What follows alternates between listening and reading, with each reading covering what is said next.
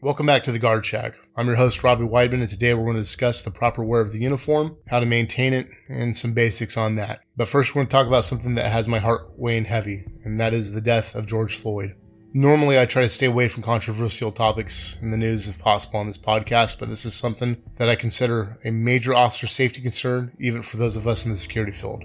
Our nation is in turmoil, and we are experiencing extreme civil unrest. If you've been paying attention at all to the news, you are aware that on Monday, May 25th, a man named George Floyd was killed by Minneapolis police. Now, I'm normally one that say, let's see what the facts bring, but from the video I watched, and for the entire length that it covers, there's nothing more to see. Mr. Floyd didn't appear to be actively resisting, and the crowd gathered around him. They weren't trying to take him from custody. They were simply asking the officer to get off his neck, telling the officers that were there, that were kneeling on the man, that he was saying he couldn't breathe. The officers on scene didn't listen to their pleas, and the officer with his knee in Mr. Floyd's neck didn't listen either. As a result, Mr. Floyd died because of their actions, or rather, the lack of their actions. Those other three officers on scene who failed to act are just as responsible.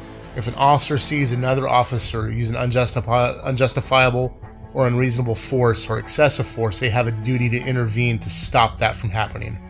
The officer who knelt on Floyd's neck has been arrested and charged with third-degree murder and second-degree manslaughter, and according to that area's county attorney, charges are expected to be brought against the other three officers involved as well. When I went to the police academy, they taught us the dangers of positional asphyxiation. At that time, it was a known issue amongst law enforcement, and it still to this day is. You don't just handcuff somebody, put them on their chest, and especially you don't kneel on their neck and shut off their blood and oxygen supply and expect them to be okay. The preliminary autopsy found that Mr. Floyd did not die of strangulation or traumatic asphyxiation, but that the combined effects of him being restrained, his pre-existing health conditions, including coronary artery disease and hypertensive heart disease, and potential intoxicants in his system, likely contributed to his death. So to put it in layman terms, with everything else he had going on medical-wise, the contributing factor to his death was the way he was restrained, aka positional asphyxiation. An independent autopsy report was released, and they found that Mr. Floyd did indeed die of traumatic asphyxiation. George Floyd's death was not justified, and it was completely avoidable. As of today, there have been multiple riots throughout the nation from coast to coast. Police departments, cruisers, and all sorts of other buildings have been set on fire and burned. There's been looting, vandalism, and so much more going on. Our nation's on fire, essentially. A couple of days ago, a federal security officer was shot and killed during the riots in Oakland, and another one was injured. And while I'll place a link to that in the description of this podcast, this one kind of hits close to home. I have a friend that I worked with previously in security, and he is currently a federal security officer, and the man that was shot and killed is one of his friends. These violent rioters do not care if you're a cop or not. They're looking for a uniform, they're looking for a badge. This is evident through the Oakland incident. They don't care if you have a family, and they don't care if you go home at the end of your shift. They're out to do harm no matter who you are. Now, with that in mind, if you're out making contact with subjects, ensure you are calling out those contacts in your locations. That way, someone will at least know what's going on and where you are. Practice sound situational awareness and be extra vigilant for the potential for ambushes. And I know I preach this ambush topic a lot, but now more than ever, you have to be watching your back out there. And if you work as a team, you need to just be more than just the word team. You have to be a team. You have to have team cohesion. You have to have one another's back while you're out there. And for the love of whatever you find holy, please be safe out there. With that said, we're going to move on to today's topic, and that is the wearing of the uniform.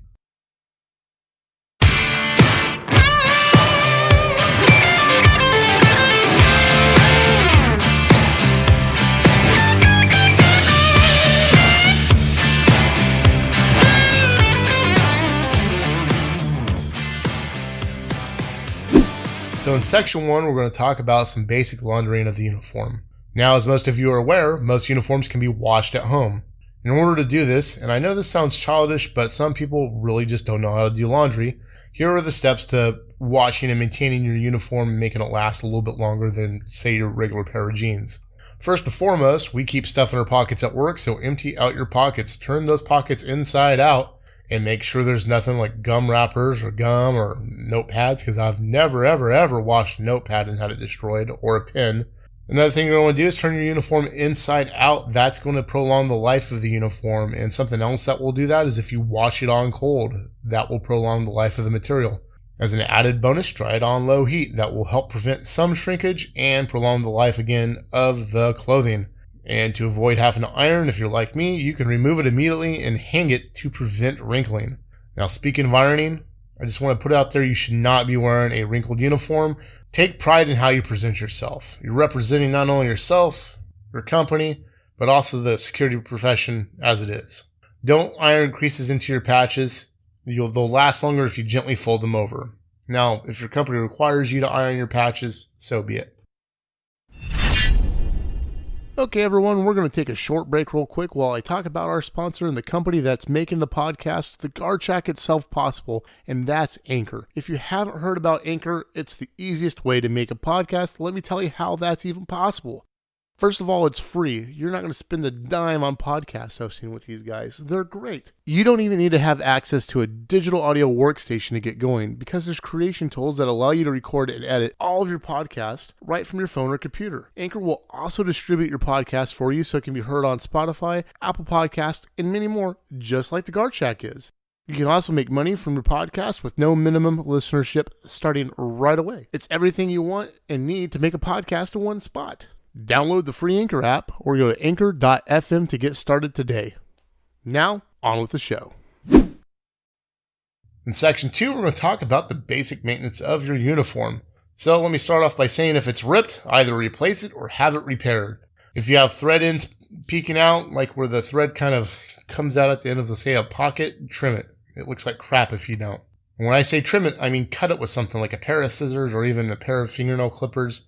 Don't pull on the threads. It can unravel your entire uniform depending on how cheap of quality or nice of a quality uniform you have. If you have a spot on your uniform that is threadbare, it's definitely time to replace that article of the uniform. Don't patch your uniforms with a giant patch. It doesn't present well and it generally looks horrible. On to section 3, the actual wearing of the uniform. For the love of all that's holy, tuck your shirt in. I don't know what's so hard for people to understand about this, but your shirt needs to be tucked in 99.9% of the time for most of your uniforms. The only time your shirt should not be tucked in is if you're just in a physical altercation to make a righteous arrest, and even then, tuck it in once the situation is calmed down.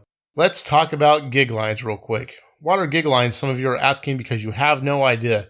Generally, a gig line is the line where the front button flap of your shirt lines up to the edge of your belt buckle, which is also lined up with the edge of your zipper flap. All those need to be lined up in one straight, neat line. That's just a part of a great uniform presentation. If you don't know what I'm talking about, go to Google gig line for an idea. It helps you present well. I find that if you have a hard time keeping the front of your shirt tucked in, you could reach in through your open zipper, obviously not in front of the public, and you can pull the edges of your shirt flaps down, and it helps keep the front of your shirt tucked in nice and neat. As for your pants, your pockets should have their liners inside the pockets, not outside. Also, make sure your zipper's up. It's not a hard thing to do, but it happens to the best of us, I guess. I've never had experience with that. That's a lie. Let's move on. Your collar is to be in the down position. Popping collars is not allowed. You're not a freshman in college. Unless otherwise directed, your uniform should be buttoned to the second to last button from the top. This means only the top button should be undone. You're not Magnum PI, you're not wearing a Hawaiian shirt, and obviously if you're wearing a tie, the top button should be buttoned if possible, but don't restrict your airway or your blood flow. It could be bad. If you do wear a tie, think about a breakaway tie. It's the kind of thing, it looks like a regular necktie, but it velcros in the back, because that way if somebody grabs your tie and tries to choke you or pull you around, it'll come off. A clip-on tie will accomplish the same essential thing, but it doesn't look as nice. You should always wear an undershirt with your uniform shirt that's visible above that last top buttoned button. It's a better presentation overall, and if it's too hot for you, find a shirt made out of a lighter, more athletic, or moisture-wicking material. For undershirts, ensure that they match your uniform policy. Where I work, we wear black uniforms, and thus black undershirts are prescribed for that uniform. If someone is wearing an undershirt of a different color where I work, say it's white, gray, what have you, they are out of compliance and are warned verbally over it and or sent home to change. Now, this all depends on your policy. They might have you wear a white undershirt with a black overshirt. That's okay. Just follow your policy Ensure you have a pen or pencil or something to write on, such as a pocket notepad. There's nothing quite like needing to take a note and not being able to do so. Moving on to section 4, let's talk about brass, nylon, and leather. Now, when I refer to brass, this includes silver, nickel, chrome, and all that fancy shiny stuff. Whether you wear leather, nylon, or nylon that looks like leather, all your gear should always be neat, clean, and in good working order. Personally, I prefer hidden snaps, but I understand that's not for everyone, and some companies may require brass. Additionally, I prefer the basket weave look, and I've said this before, I know, compared to the flat, plain leather, shiny leather, or even nylon. That is a personal preference. It's up to you and your uniform policy. Ensure you're not presenting any brass items as tarnished. Now, some of you might not know what I'm talking about when I refer to things as being tarnished. So, let's have a very probably bad chemistry-based or science-based lesson real quick on brass and other shiny items that you find on your uniform. Now, what tarnishing is kind of like a chemical oxidation reaction where the surface color of the metal starts to dull or turn a different color. What I used back in the day when I wore brass was Brasso. It did a great job. Now, keep in mind that that might not work on your product. They actually make stuff like Silvo, which is Brasso, but it's for silver and I believe nickel, but don't quote me on that. You'll have to check your own packages. Usually you can find Brasso like at Walmart in the cleaner aisle where you would find like Pine Sol and stuff, if I remember correctly. Now, badges need to be shined, but keep in mind a lot of them come with a protective coating. Once you use Brasso or something similar on that coating gets eaten away and will no longer protect the badge, and it will tarnish much easier in the future. If you're polishing brass on leather, such as keeper snaps or something like that, ensure you are cleaning the leather around them. The polish will get on the leather, it'll dry it out, and it will leave a residue, and over time can damage the leather and or the leather facing. Personally, I have an exception to brass, and that is a good quality and highly shined brass duty buckle. I think it just looks sexy, and even with everything else being hidden, a nice shiny buckle makes the setup really pop and look great, adds to your command presence, and just makes you look like a shining example of how do you wear a uniform and take care of your gear. And of course, that buckle won't shine unless you polish it. When it comes to leather or nylon made to look like leather, such as Bianchi's AccuMold Elite, you're going to eventually scratch it and it will fade. If the damage isn't too bad, you can find a leather dye or you even sometimes use black shoe polish to color the leather in.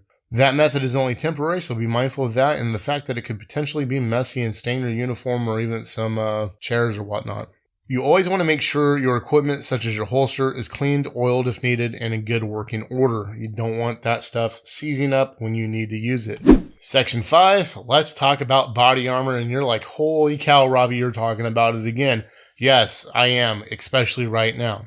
So, like I said, I know I seem to talk a lot about body armor, but that's because it is important. Today we're going to talk about the basic care of that part of your equipment, though. In all cases, ensure that you're following your manufacturer's instructions for your particular body armor. First, as it's getting hot, don't store it in your trunk or anywhere in the heat if you can possibly avoid it. The heat itself can damage the body armor panels and they might not be as protective as they were before. Now, you're going to sweat and it's going to stink, so use a product to take care of that smell. And while I haven't used it yet personally, I've heard great things about a product called Arrest My Vest. They seem like they're really reasonable and affordable. And you can find them at www.arrestmyvest.com. I'll put a link to that in the profile too. And no, not sponsored. I just heard good things about them.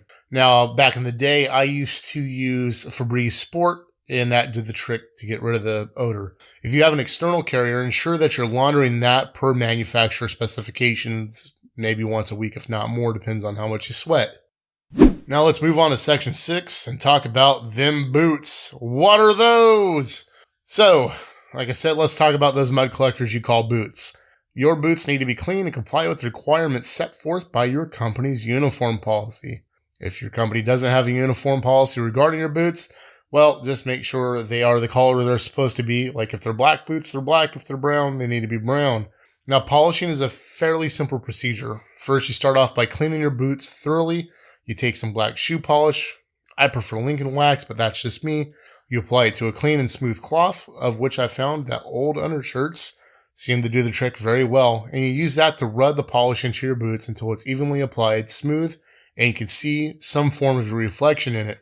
Now, there's other fancy tricks with brushes and who knows all what, but I don't get into that too much. You can always find a video. That shows you, there's 30 million videos probably out there that show you how to polish your boots the right way, and everyone's different. Just remember that there are only 2 parts of a boot that you need to polish at all. And here they are. You ready? The 2 parts of the boot that you must polish, and that's it, are the toe and the rest of it. Boom, there's your dad joke for the day. So for getting into the crevices where the sole and the boot meet, kind of where the stitching would be on a traditional boot, which we really don't have, they kind of apply them together with glue or heat or something. A toothbrush that you do not use for your teeth or someone else's teeth is recommended. There are those who melt the shoe polish once on the boot with flames, but that can be kind of dangerous because certain shoe polishes are flammable, some more than others. I've not lost an eyebrow, but it came close a couple times. Personally, now that I've learned my lesson, I use a blow dryer set to high heat to melt the polish, and then I continue polishing it and buffing it and kind of get a semi-mirror finish. And that way I'm not having to worry about burning my fingers or my house with using a lighter.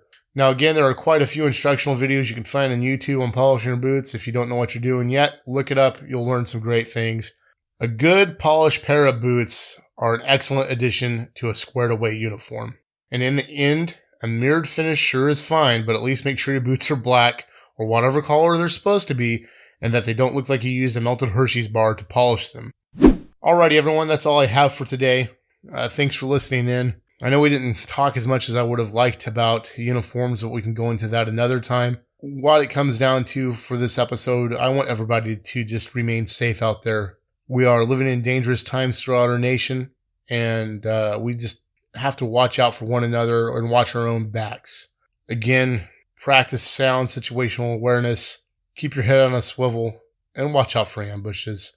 Don't think I'm just a security guard. They're not going to bother me. You're wrong. They might bother you. Right now, where I work, and the kind of part of the reason that this podcast is going to be a day or two behind is that we've been so busy with an uptick in people calling for security services because we have protests that are going to be happening. And so far, they've not been so bad. They've been pretty peaceful. But last night, or actually the night before last, I think it was, somebody tried to set one of the local university police cars on fire with a Molotov cocktail. The bad guys got away, unfortunately, but apparently the cruiser did not burn to the ground. With that said, if you guys have any questions, any concerns, anything you want to talk to me about, you want me to talk about, send me an email, guardshackpc@gmail.com.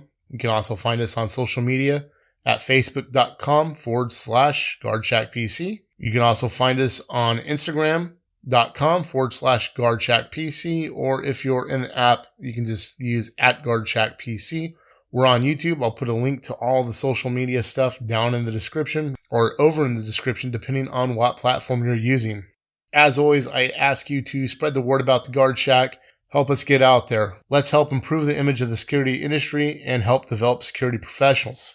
You can listen to the Guard Shack anywhere that you can listen to podcasts, such as Anchor, Spotify, Apple Podcasts, Google Podcasts, Podcast Go, iHeartRadio, Stitcher, Podbean, and many more.